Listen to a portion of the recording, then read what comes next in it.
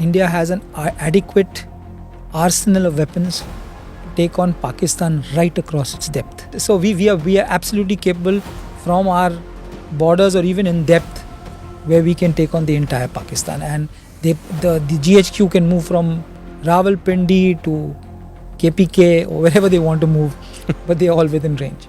Okay. So they'll have to really find a deep hole. Yeah. How the Army Air Defense thwarted all the missile attacks and drone attacks on the Golden Temple specifically. The Golden Temple hierarchy realized there was possibly a threat when it was explained to them.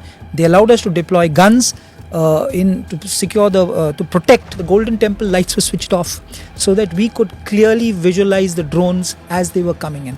Operation Sindoor के दौरान भारतीय सेना द्वारा की गई surgical strike ने पाकिस्तान की सैन्य व्यवस्था को हिला कर रख दिया।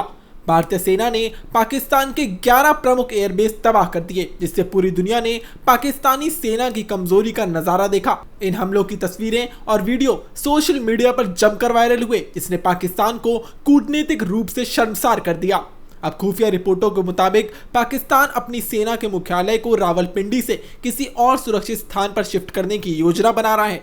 इस पूरे घटनाक्रम पर भारतीय सेना की एयर डिफेंस यूनिट के महानिदेशक लेफ्टिनेंट जनरल सुमेरिवान डी कुनिया ने बड़ा बयान दिया। समाचार एजेंसी ANI की बातचीत में जनरल सुमेर ने पाकिस्तान को साफ शब्दों में चेतावनी देते हुए कहा कि पाकिस्तान का कोई भी हिस्सा भारत की रेंज से बाहर नहीं है। India has an adequate arsenal of weapons to take on Pakistan right across its depth. So we are absolutely capable from our borders or even in depth where we can take on the entire Pakistan. And the GHQ can move from Rawalpindi to KPK or wherever they want to move, but they are all within range. Okay. So they'll have to really find a deep hole. Yeah. How the Army Air Defense thwarted all the missile attacks and drone attacks on the Golden Temple specifically. The Golden Temple hierarchy realized there was possibly a threat when it was explained to them. They allowed us to deploy guns to secure to protect the Golden Temple. Lights were switched off so that we could clearly visualize the drones as they were coming in, and that gave us a greater clarity in the sky, because as and when you saw the light, you knew what to engage. अगर पाक सेना रावलपिंडी से अपने headquarter Khyber Pakhtunkhwa का या किसी इलाके में भी ले जाती है, तब भी उन्हें भारत से बचने के लिए जमीन में गहरा गड्ढा खोदना पड़ेगा। जनरल सुमेर ने यह भी कहा कि भारत के पास ऐसे हथियार और तकनीक है जिनकी मदद से वो पाकिस्तान के किसी भी कोने में अपनी सीमा से प्रहार करने में बिल्कुल सक्षम है। उन्होंने कहा कि हमारा उद्देश्य देश की संप्रभुता और लोगों की सुरक्षा है। हमारी ताकत ऐसी है कि दुश्मन चाहे कहीं भी छिपा हो, हम उसे नुकसान पहुंचा सकते हैं।